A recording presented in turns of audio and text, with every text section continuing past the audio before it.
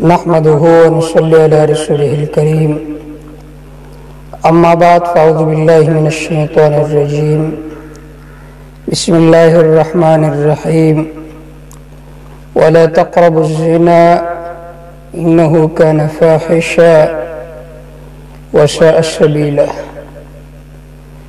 میرے واجب الاحترام سننے والوں دیکھنے والوں، السلام علیکم ورحمۃ اللہ وبرکاتہ۔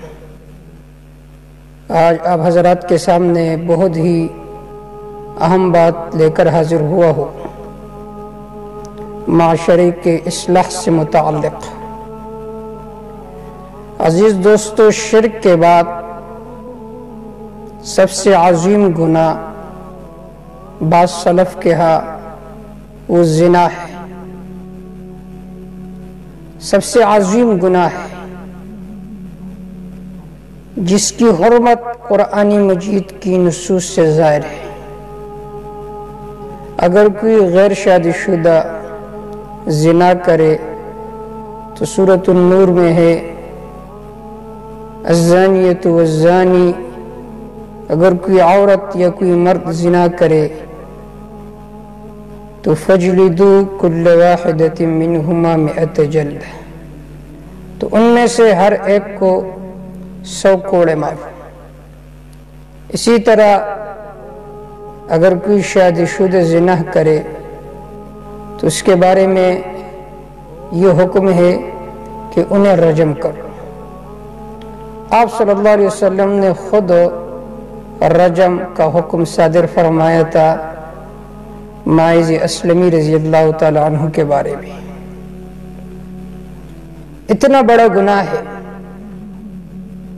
کہ اللہ رب العزت نے یہ ارشاد فرمائے وَلَا تَقْرَبُوا الزِّنَا، زنا کرنا تو بہت دور کی بات ہے، زنا کے اسباب کی بھی قریب نہ جاؤ۔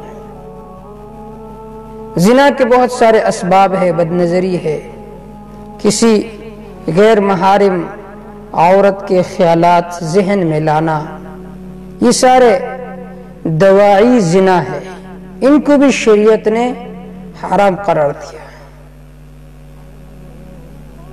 ایک مسلمان، اس کے سامنے تو رب کا حکم ہونا چاہیے، جب اللہ نے فرمائے زنا حرام ہے تو اس کا سوچ اور فکر بھی نہیں کرنا چاہیے۔ لیکن ہماری بدقسمتی یہ ہے کہ اس زمانے میں نکاح مہنگا ہو چکا ہے اور زنا سستا ہو چکا ہے۔ بازاروں میں جاؤ، شہروں میں جاؤ، جو کلچر، جو ثقافت مغربی تہذیب کا ہے وہ آج کل مسلمانوں میں عام ہوتا چلا آ رہا ہے۔ زنا حرام ہے اس لیے اللہ نے حرام قرار دیا، لیکن اس کی بہت ساری حکمتیں ہیں۔ اگر آدمی ان حکمتوں پر سوچے تو آدمی کا عقل حیران ہو جاتا ہے۔ ایک حکمت یہ ہے کہ زنا کا حرام ہونا یہ فطرت کے موافق ہے۔ آپ کا فطرت یہ نہیں چاہتا کہ آپ کے کسی محارم کے ساتھ کوئی بدکاری کرے۔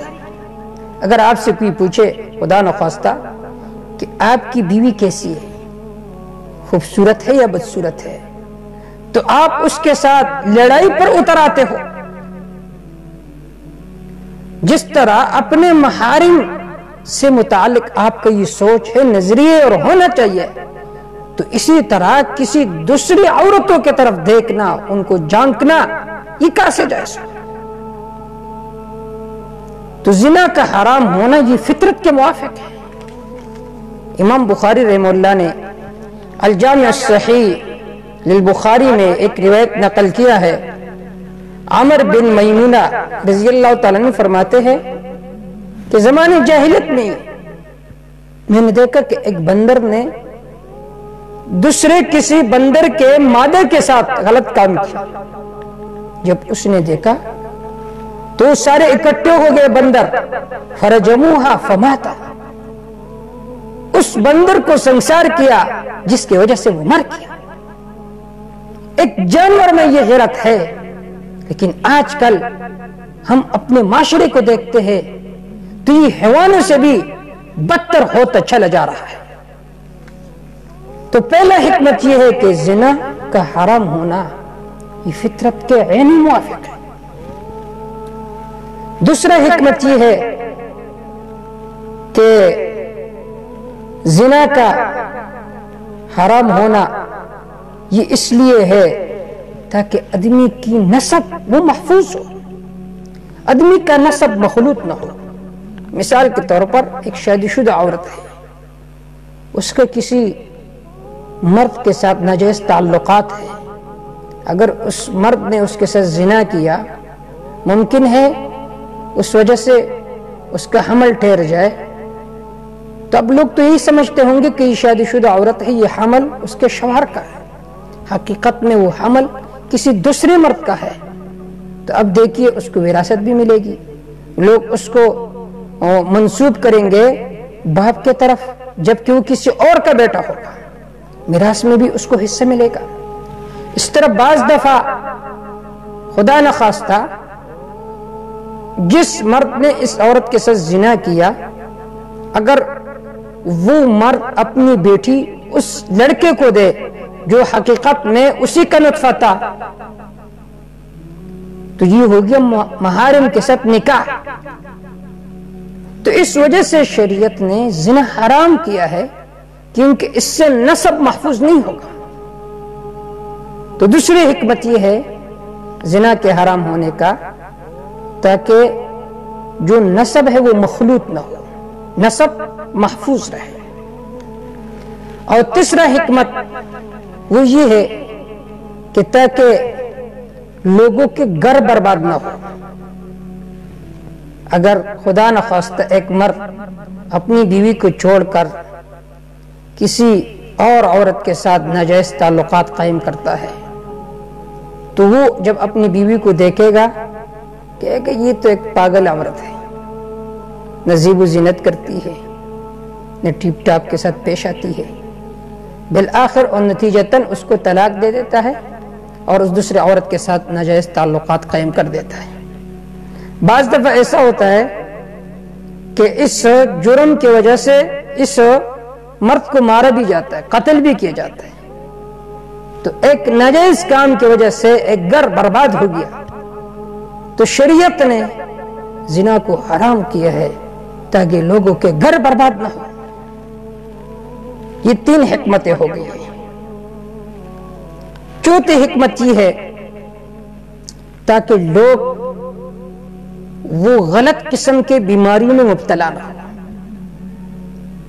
زنا کی وجہ سے بہت ساری بیماریاں پھیلتی ہیں، جیسے کہ ایڈز کی بیماری۔ باہر ممالک میں، مغربی ممالک میں یہ ایڈز کی بیماری بہت زیادہ پھیلتی جا رہی ہے۔ کیوں؟ وہاں پر یہ زنا عام ہو چکا ہے۔ ہم تو یہ نام سنتے ہی ہمارے اوپر ایک عجیب سی کیفیت طاری ہو جاتی ہے، لیکن ان لوگوں میں زیادہ یہ بیماری کیوں ہے؟ اس لیے کہ وہ زنا میں مبتلا ہے۔ تقریباً 2006 کے رپورٹ کے مطابق باہر ممالک میں، مغربی ممالک میں یہ جو بیماری تھی 45 ملین کے حساب سے لوگوں میں موجود تھی، اور اس میں اس بیماری کی وجہ سے 20 ملین کے قریب تر لوگ مر گئے تھے۔ اسی وجہ سے حدیث پاک میں آتا ہے، ابن ماجہ رحمہ اللہ نے اس کو نقل کیا ہے کہ جب گناہ عام ہو جائے تو اللہ پھر ان لوگوں میں طاعون کی بیماری مسلط فرما دیتا ہے، جس کی وجہ سے بیماری پھیلتی جاتی ہے۔